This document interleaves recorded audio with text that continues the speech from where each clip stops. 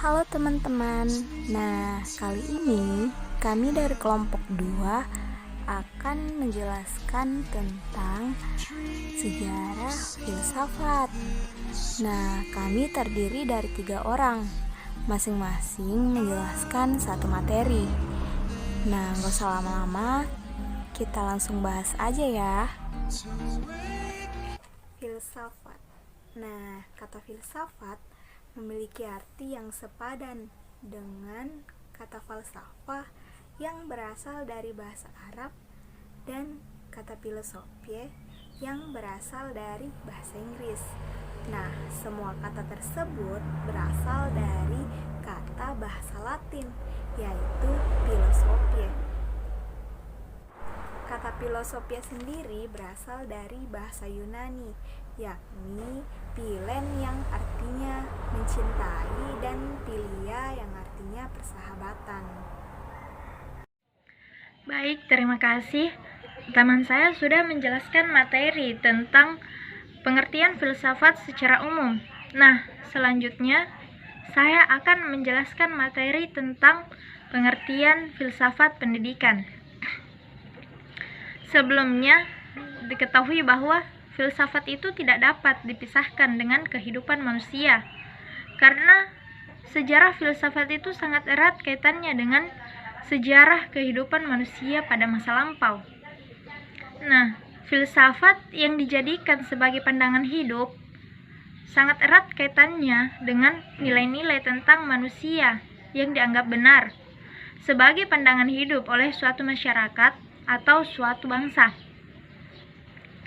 Nah, oleh karena itu, suatu filsafat yang diyakini oleh suatu masyarakat atau suatu bangsa akan berkaitan erat dengan sistem pendidikan yang dirasakan oleh masyarakat.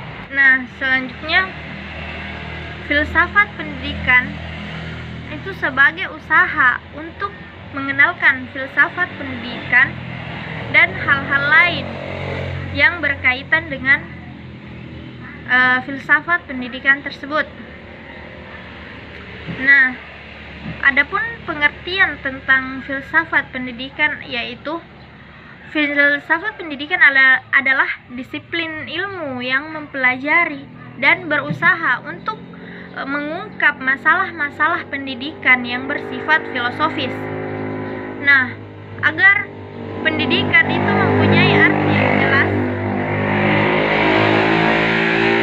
dan karena pendidikan itu mempunyai peranan yang sangat besar dalam membina kemajuan suatu bangsa atau suatu negara sesuai dengan filsafat yang diyakininya. Nah, filsafat pendidikan itu merupakan ilmu filsafat yang mempelajari tentang hakikat pelaksanaan dan pendidikan. Bahan yang dipelajari dalam filsafat pendidikan itu meliputi tujuan, latar belakang, cara, hasil, dan hakikat pendidikan. Adapun metode yang dilakukan adalah dengan menganalisis secara kritis struktur dan manfaat pendidikan. Filsafat pendidikan juga berupaya untuk memikirkan permasalahan pendidikan.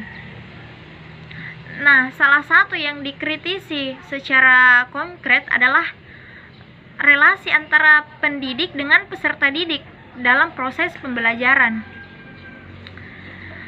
Filsafat pendidikan berusaha untuk menjawab pertanyaan-pertanyaan mengenai kebijakan pendidikan, sumber daya manusia, teori pendidikan, teori kurikulum dan pengembangan, serta aspek-aspek pendidikan yang lain. Nah, setelah dua teman saya sebelumnya telah menjelaskan tentang pengertian filsafat secara umum dan pengertian filsafat pendidikan. Selanjutnya kita akan membahas tentang pengertian filsafat menurut para ahli.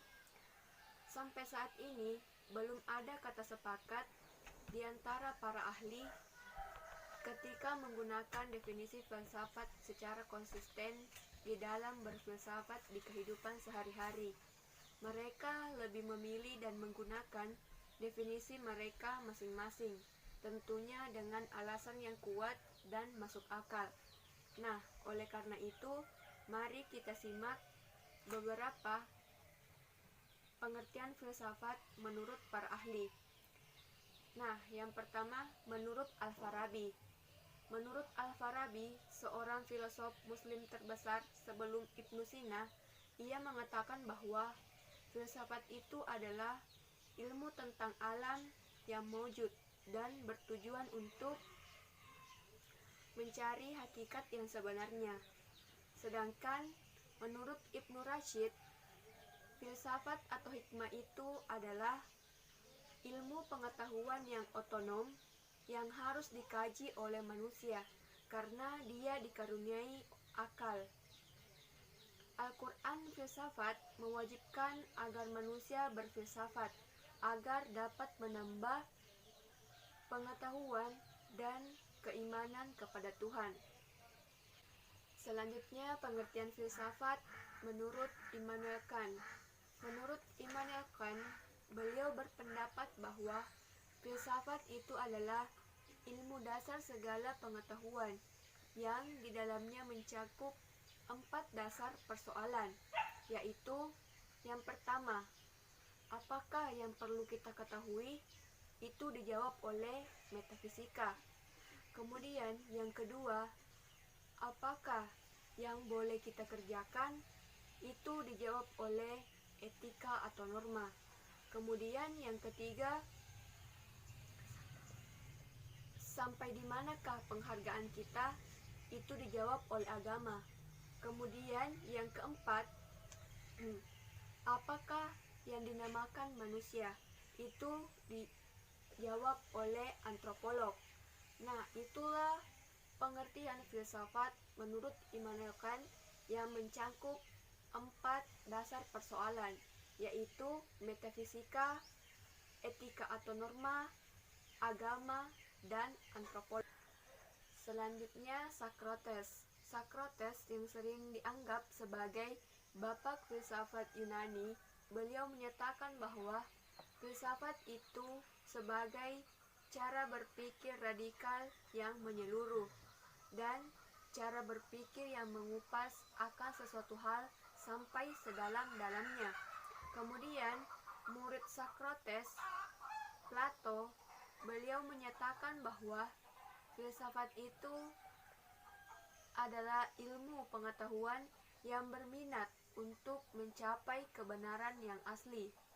Kemudian, murid Plato, yaitu Aristoteles, mendefinisikan filsafat sebagai ilmu pengetahuan yang meliputi ilmu-ilmu metafisika, logika, retorika, etika, ekonomi, politik, dan estetika.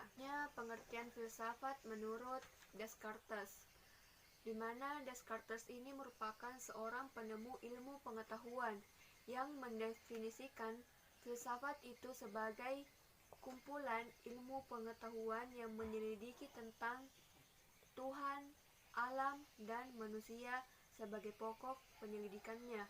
Sedangkan menurut Hasbullah Bakri, ilmu filsafat itu adalah ilmu pengetahuan yang menyelidiki segala sesuatu hal mengenai ketuhanan, alam semesta, dan manusia, sehingga dapat menghasilkan pengetahuan tentang bagaimana hakikatnya sejauh akal manusia dapat dicapai dan bagaimana sikap manusia ketika pengetahuan itu telah dicapai. Itulah beberapa definisi filsafat menurut para ahli. Lebih dan kurangnya mohon dimaafkan. Wassalamualaikum warahmatullahi